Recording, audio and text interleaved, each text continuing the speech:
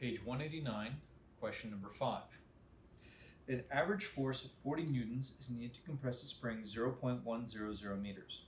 A 1.00 times 10 to the power negative 2 kilogram ball is placed on the spring. So we have a force of 40 newtons.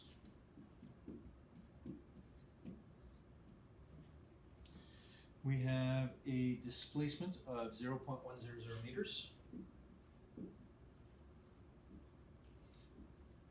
And we have a mass of 1.00 times 10 to the power of negative 2 kilograms.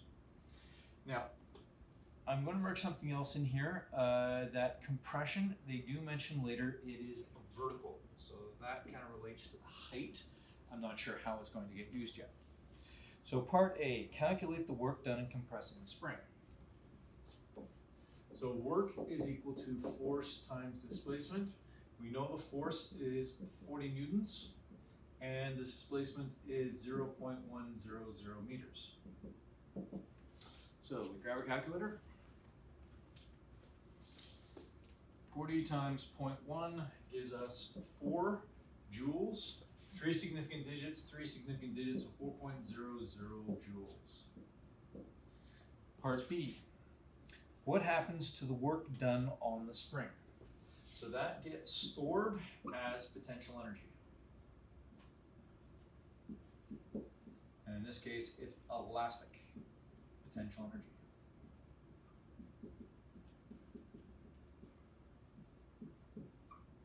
If you simply said potential energy, I would accept that as well because obviously it's stored in the spring. Part C, if the spring is released, what happens to the energy of the spring?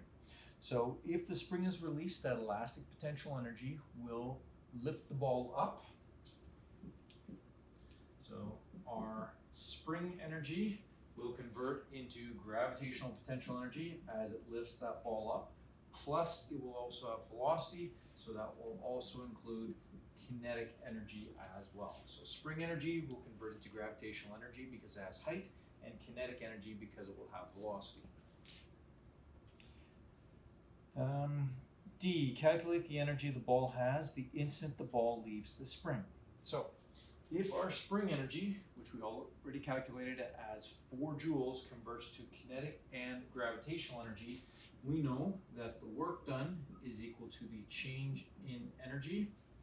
In this case, that work done is the 4.00 joules. So the amount of energy will be 4 joules.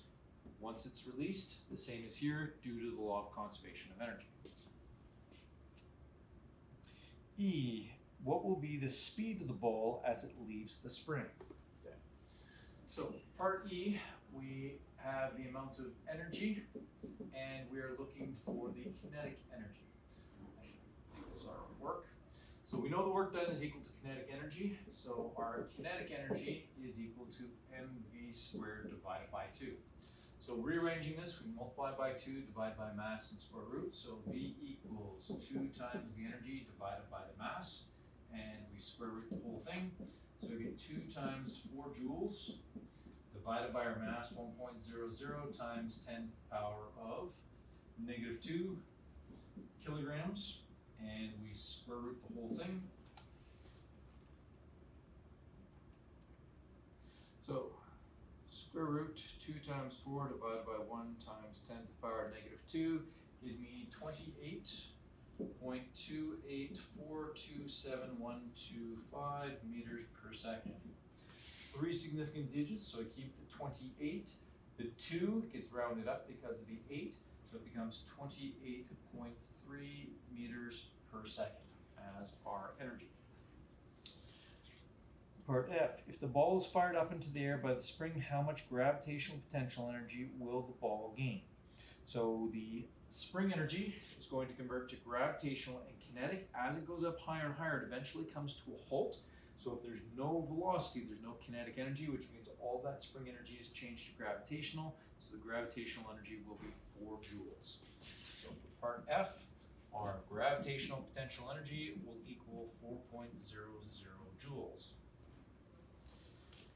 Part G, what will be the maximum height the ball will rise into the air?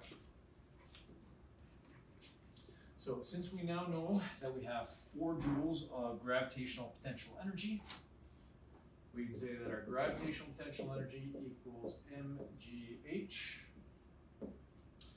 And we're looking for the height, so h equals our gravitational potential energy divided by mg. So we have 4.00 joules over 1.00 times 10 to the power -2 kilograms, multiplied by our g value, acceleration due to gravity 9.81 meters per second squared. So 4 divided by 1 times 10 to the power -2 divided by 9.81, gives us 40.77471967 meters.